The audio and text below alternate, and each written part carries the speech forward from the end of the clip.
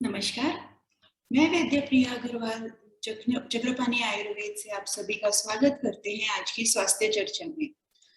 आज हम एक ऐसे औषधि के बारे में चर्चा करेंगे जो इस ऋतु में बहुत फायदेमंद होगी। जैसा कि आप सभी जानते हैं कि अभी शरद ऋतु का आगमन हो गया है, तो कुछ दिनों पहले हमने उसके ऊपर चर्चा की थी कि हमें क्या खाना चाहिए, उसमें क्या नहीं खाना चाहिए, किस बात की हमें थोड़ी-सी सावधानी बरतनी चाहिए वगैरह। तो फिर उसी ऋतु में जो हमें एक बहुत महत्वपूर्ण औषधि है, आज हम उसके बारे में चर्चा करेंगे। यह औषधि है नीम, जो हम आसानी से हमें आसपास मिल जाती है, तो आज उसके बारे में हम चर्चा करेंगे।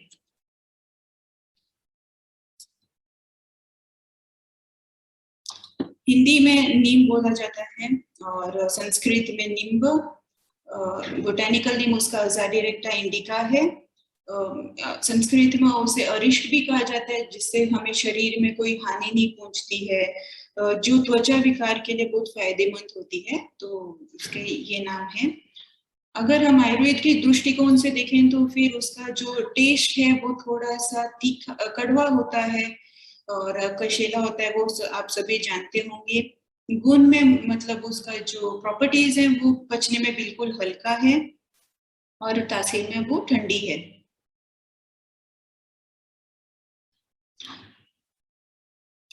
पूरी आप जैसे जानते होंगे कि पूरी दुनिया में कीटाणु कीटाणु भरे हुए रहते हैं, वैसे ही है हमारे शरीर में भी। हमें हमें पता नहीं है उतनी, जो हमें दिखता नहीं है, कल्पना नहीं करते होंगे, उससे भी ज्यादा कीटाणु हमारे शरीर में उत्पन्न रहती हैं। तो उनसे हमें बचाव के लिए और उससे हमें कोई रोग उत्पन्न नहीं हो, इसके लिए हमें नीम का उपयोग करना चाहिए। नीम हमारे मलेरिया में भी बहुत उपयोगी होता है। जैसे कि अगर सपोज आपको लगता है कि आपके एरिया में मच्छर ज्यादा पनपते हैं, तो मच्छरों से जो रोग उत्पन्न हो सकते हैं, जैसे डेंगू है, मलेरिया है, तो उस इलाके में हमें क्या करना चाहिए कि थोड़े से नीम के पत्ते इकट्ठे करके उनको जलाने चाहिए, ताकि जो उसका जो धुआं होता है वो उसमें मच्छर वहां पे पनपते नहीं है। साथ ही अगर आपको मलेरिया हो गया है और अभी फिर मीन्स हल्के लक्षण उत्पन्न हुए हैं, तो फिर हम नीम का उपयोग करके मलेरिया से भी बचाव कर सकते हैं। जैसे कि हम अभी चर्चा की है कि वो एंटीबैक्टीरियल है, एंटी फंगल है, तो इसी कारण ही हमारे त्वचा के और जो बालों संबंधित जो भी दिक्कत है, जैसे कि किसी को डैंड्रफ हो गया है या फिर जुओं की समस्या बार बार आती रहती है, तो उसमें हम नीम का उपयोग कर सकते हैं, नीम के तेल का उपयोग कर सकते हैं। ये तो डैंड्रफ तो हटाएगा ही, जुएं भी हटाता है, साथ में वो क्या करता है कि जो जड़ें हैं उनको मजबूत बनाता है और जो हमारे बालों को नरिशमेंट देगा, जो शाइनी, जो आजकल लड़कियों को मीन्स चाहिए कि उनके बाल शाइनिंग हो, तो फिर वो नीम उसमें उपयोग कर सकते हैं। और साथ में जो त्वचा है, जैसे हमें हम बाहर जाते हैं तो फिर जो हार्मफुल उसके यूवी रेज होते हैं और पोल्यूशन रहता है, ट्रैफिक बहुत रहता है, तो उससे पोल्यूशन हो जाता है, यूवी रेज से हमें दिक्कत होती है, तो हमारे चेहरा मुरझा जाता है, डल हो जाता है, तो उसमें नीम का उपयोग कर सकते हैं। नीम में हमें काफी उचित मात्रा में एंटीऑक्सीडेंट पाया जाता है, जिसके कारण हमारे अगर शरीर में झुर्रियां ज्यादा हो गई हैं, स्किन को ड्राई हो गई है, बाहर जाने की वजह से चेहरा लाल पड़ जाता है और टैनिंग हो जाती है, तो फिर उसमें हम नीम का उपयोग कर सकते हैं। अगला जो एक और उसमें अच्छी प्रॉपर्टीज पाई गई है वो है एंटीसेप्टिक, मतलब वो जो घाव अगर हो जाते हैं तो घाव को भरने के लिए उपयोग कर सकते हैं। तो इसीलिए हम अपने आयुर्वेद में भी नीम के काढ़े को घाव भरने के इसमें उपयोग करते हैं। अगर किसी को स्किन की मतलब इरिटेशन होती है, खुजली ज्यादा होती है, तो फिर उसमें भी हम नीम का उपयोग कर सकते हैं।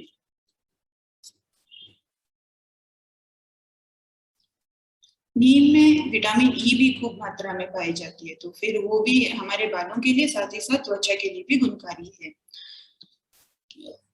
जो साउथ इंडिया में एक जो नीम के फ्लावर्स होते हैं उनकी एक डिश बनाते हैं, वो इसीलिए क्योंकि हमारे जो एंटीसेप्टिक काम भी करते हैं, साथ में वो हमारे जो पूरी बॉडी है उसको क्लींस भी करते हैं, तो इसके लिए और वो हमारे जैसे कि हमने देखा है कि नीम तासीर में ठंड होती है, तो इसके लिए हम या तो ग्रीष्म ऋतु यानी कि समर में, और या अभी जो शरद ऋतु है इसमें भी इसका उपयोग करना उचित माना गया है, क्योंकि उसकी तासीर ठंडी है। तो फिर हम ऐसे जो गर्म सीजन्स होते हैं, जैसे कि जब समर सीजन हो गया है और अभी ये जो शरद ऋतु है, तो इसमें हम नीम का उपयोग कर सकते हैं, खासकर नीम के फ्लावर्स का।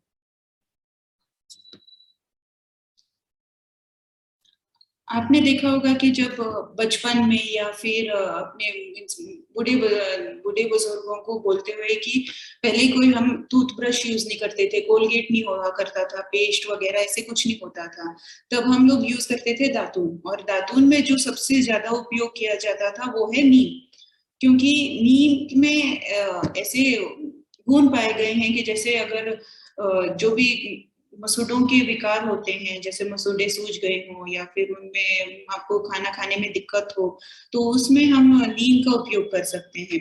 नीम में जो भी हमारे ओरल कैविटी के लिए जो लेवल चाहिए, जो हमें ज्यादा इसमें अल्सर्स नहीं हो, मुंह में छाले नहीं हो, तो उसकी केयर रहता है। और साथ ही हमारे दांतों को भी वो सही स्वस्थ दिखता है, दांत के स्वास्थ्य को भी ध्यान में रखते हुए उपयोग कर सकते हैं उसका।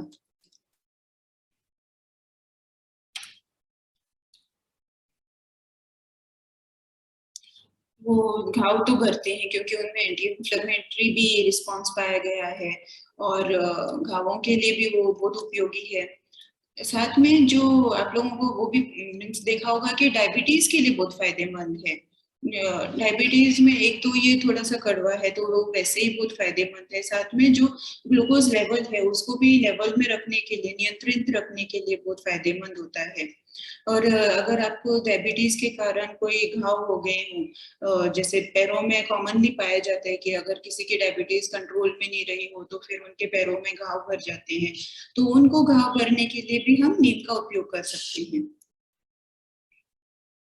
ये थोड़े लोगों को ही पता होगा कि नीम जैसे जो हमारे जो पौधे हैं जो आसानी से पाए जाते हैं, ये बड़ी से बीमारी जैसे कैंसर के में भी उपयोगी होता है।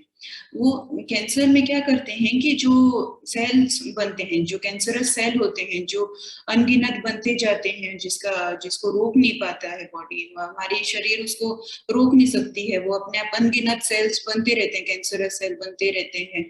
तो फिर उनका एक रुकाव करने के लिए जो उपयोगी औषधि मानी जा सकती है वो है नीम। साथ ही में जो कैंसरस सेल्स बन चुके हैं उनको भी मारने के लिए हम नीम का उपयोग कर सकते हैं। और जब कैंसर हो जाता है तो फिर वहां पे नई रक्त कोशिकाएं बन जाती हैं, तो फिर वो जो नई रक्त कोशिकाएं हैं उनका रोकथाम करने के लिए भी हम नीम का उपयोग कर सकते हैं। वो क्या, वो जो उनकी एक्टिविटीज होती हैं, जो मतलब जो ट्यूमर्स बनाने, जो कैंसर एक्चुअली एक ट्यूमर है, तो फिर वहां वो जो ट्यूमर का जो बोलते ये करते हैं कि हमें सिग्नल्स मिलते हैं कि कैंसर सेल्स बढ़ते जाने हैं, तो उसका रोकथाम नीम करती है। अगर किसी को कोई दर्द हो रहा हो और हम मतलब जो पेन किलर सॉर्ट ऑफ देते हैं, तो फिर वो नीम का जो निमोली होती है उसका जो तेल बनाया जाता है वो एनाल्जेसिक इफेक्ट करता है। और अगर कुछ दर्द है तो फिर दर्द रहित करने के लिए नीम का तेल, निम्बोली का तेल यूज करते हैं। जैसे नीम के प्रॉपर गुण पाए गए हैं, जैसे कि वो कड़वा है, तासीर में ये है, ठंडा है, पचने में हल्का है, तो वो पित्त को कम करने में बहुत सहायता करता है। तो पित्त में सहायता करता है, तो फिर हमारी जो रक्त रक्त है तो फिर उस रक्त को भी शुद्ध करता है। और साथ में लीवर के लिए भी वो फायदेमंद होता है। लीवर में तो एक तो उसकी जो भी अगर कोई डैमेज हो गया हो या फिर उसमें गंद मीन्स टॉक्सिन्स ज्यादा पाए गए हैं, तो फिर उसको सही करता है। साथ में वो प्रोटेक्शन भी लीवर के लिए बहुत अच्छा करता है। नीम सिर्फ अंदर ही नहीं बल्कि बाहर से भी मीन्स टॉक्सिन्स निकालता है, डिटॉक्सिफिकेशन करता है। अगर आप उनको इंटरनली ले सकते हैं, मतलब नीम के पत्तियां चबाते हैं या फिर उसकी पाउडर खाते हैं, तो फिर वो हमारे लीवर और किडनी के लिए स्वस्थ है। साथ में हमारी जो मेटाबॉलिज्म रेट है उसको बढ़ाता है, लीवर को अगर कोई भी डैमेज हो तो उससे बचाता है, और साथ में जो भी टॉक्सिन्स है उनको बाहर निकाल देता है। और रही बात बाहर, तो फिर हम उसका पेस्ट लगा सकते हैं, उसका तेल यूज कर सकते हैं अलग अलग त्वचा विकारों में। इम्यूनिटी तो वो बढ़ाता है, साथ में हमारी जो ग्रोथ होती है उसमें भी वो बहुत फायदेमंद होता है।